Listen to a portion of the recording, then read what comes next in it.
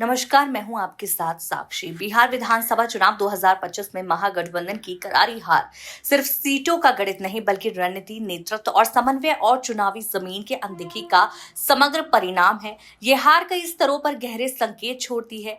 विधानसभा चुनाव के नतीजे विपक्षी राजनीति के संकट और महागठबंधन के आंतरिक टूट फूट को उजागर करती है, जिसकी वजह से महागठबंधन सत्ता की रेस से कहीं पीछे रह गया।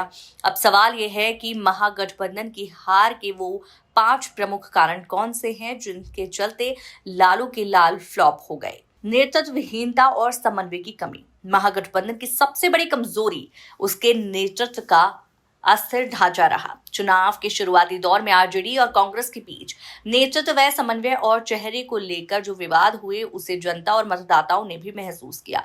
चुनाव के पहले जब राजनीतिक दलों को सीटों के तालमेल से लेकर प्रचार की रणनीति तक काम करते हैं, उस वक्त महागठबंधन के तमाम सहयोगी दल सीटों की खींचतान, मुख्यमंत्री और उप मुख्यमंत्री के फेस जैसे मामलों को लेकर आपस में उलझे रहे। तेजस्वी यादव भी रणनीति के मामले में फेल साबित हुए। उन्होंने भले पूरे प्रदेश भर में घूम घूम कर चुनावी संभाले, लेकिन गठबंधन के साथी दलों के साथ मुद्दों और सीटों को लेकर कोई भी समन्वित रणनीति बनाने में पूरी तरह से असफल साबित हुए।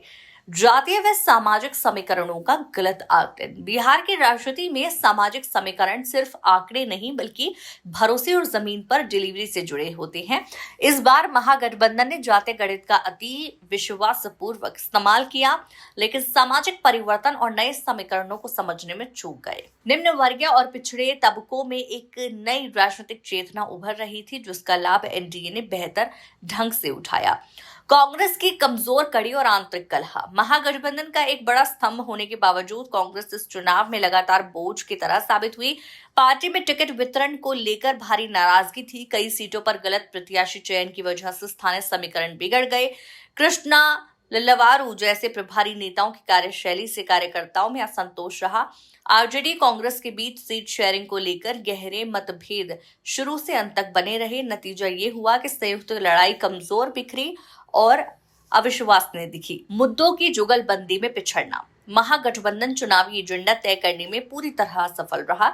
रोजगार, महंगाई, शिक्षा और कृषि जैसे बड़े मुद्दे जरूर उठाए गए, लेकिन जो नैरेटिव बनना चाहिए था वो नहीं बन पाया। इसके उलट एनडीए ने विकास, कानून व्यवस्था और स्थिर सरकार के मॉडल को आक्रामक तरीके से जनता तक पहुंचाया। उम्मीदवार चयन, संगठनात्मक ढिलाई और स्थानीय असंतोष। गठबंधन की तीसरी बड़ी समस्या थी स्थानीय स्तर पर संगठन की निष्क्रियता।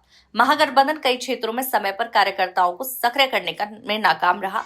आरजेडी के कई पुराने मजबूत वोट बैंक इलाके में भी बूथ प्रबंधन कमजोर पड़ा। इसके अलावा जिन सीटों पर उम्मीदवार बदले गए वहां स्थानीय असंतोष खुलकर उभर आया।